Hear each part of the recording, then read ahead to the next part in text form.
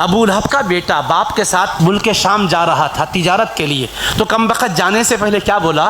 اب بھی میں آتا ہوں، محمد صلی اللہ علیہ وسلم کو جا کر ان کے رب کے بارے میں ایسی باتیں سناتا ہوں جس سے ان کا دل دکھے گا۔ حضور کے سامنے آ گیا اور اللہ کے خلاف حضور کے سامنے بولنے لگا۔ جب خدا کی بارگاہ کی گستاخی مصطفیٰ کے سامنے کھڑے ہو کر کی، حبیب کو تکلیف ہوئی، حبیب کی زبان سے نکلا اللہم سلط علیہ کلبا من کلابک، اے اللہ تیرے کتوں میں سے کسی کتے کو اس پر مسلط فرما دے۔ اور حبیب سے ایسی گستاخی کی، مصطفیٰ کی چادر کو کھینچ کر پھاڑ دیا، گستاخی کی۔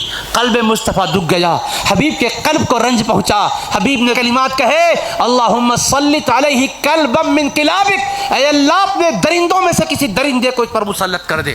یہ پلٹ کر باپ کے پاس گیا، باپ نے کہا تو کیا بول کر آیا؟ اس نے کہا میں نے تو ان کے بارے میں ایسا ایسا بولا، ایسا ایسا کیا۔ انہوں نے کیا کیا؟ انہوں نے یہ جواب میں کہا کہ اے اللہ تو اس پر کسی درندے کو کتے کو مسلط کر دے۔ تو وہ کہنے لگا ارے جو وہ بولتے ہیں وہ ضرور ہو کر رہتا ہے، اب تیری ہلاکت کا تو وقت آنے ہی والا ہے۔ اب وہ سفر میں جانے کا فیصلہ کر لیا تھا، اس کی حفاظت کرتے ہوئے لے کر گیا، ایک مقام پر پڑاؤ ڈالا تو وہاں کا راہب بولنے لگا ارے تم لوگ یہاں پر کیوں پڑاؤ ڈال رہے ہو؟ یہ زمین ایسی ہے، یہاں درندے بھیڑیے شیر ایسے ہی چلتے پھرتے ہیں جیسے بکریاں چلتے پھرتے نظر آتی ہیں۔ اب وہ ایسا وقت تھا یہاں سے کہیں جا نہیں سکتے تھے۔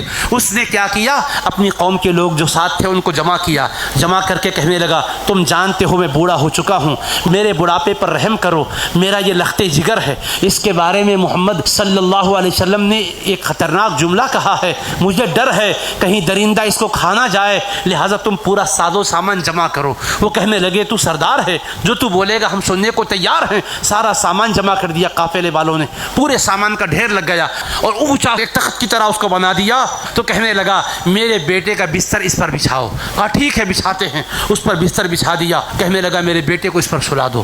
ٹھیک ہے کہہ کر سب نے اس کو چڑھا دیا، اس پر سلا دیا اور کہا تم آزو بازو اطراف سے اپنے اپنے بستروں کو لگاؤ، پہرا دیتے بھی رہو، تم اس کا خیال کرتے رہو، اس لیے کہ انہوں نے کہا تھا کوئی نہ کوئی درندہ اس کو کہیں کھا جائے گا، مجھے ڈر ہے۔ یہ کہہ کر پورا پہرا بٹھا دیا۔ اللہ کی شان، رات کا کچھ وقت گزر گیا، جنگل کے درندوں میں سے ایک درندہ آ گیا شیر، اور آ کر ایک ایک کو سونگنے لگا جو سو رہے تھے۔ ہر ایک کو سونگ رہا ہے چھوڑ رہا ہے، ہر ایک کو سونگ رہا ہے چھوڑ رہا ہے، سارے کے سارے اطراف سونے والوں کو سونگتا تھا۔ میں جس کو پھاڑنے والا ہوں یہ وہ نہیں ہے۔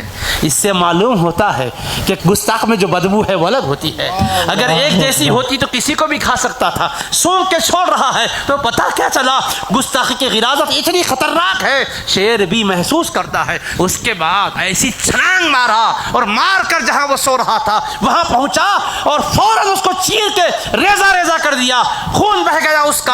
سب کی آنکھیں کھلی، حیران رہ گئے، اتنی حفاظت کا ہم نے انتظام کیا تھا، مگر گستاخ رسول کا انجام خدا دکھا کے بتایا ہے۔ میرے حبیب کا دل دکھانے والے سن، خدا کا قہر کب برسے گا تجھے نہیں معلوم، عذاب کا کوڑا کبھی بھی برس سکتا ہے۔ فصب علیہم ربک صوت عذاب ان ربک لبالمرصاد، مصطفیٰ آپ کا رب گھات میں ہے، آپ کے گستاخ پر اپنے عذاب کا کوڑا برسانا چاہتا ہے، کب برسانا ہے اس کو معلوم ہے حبیب، لیکن اس کو چھوڑے گا نہیں میرے مصطفیٰ، اللہ نے بتا دیا۔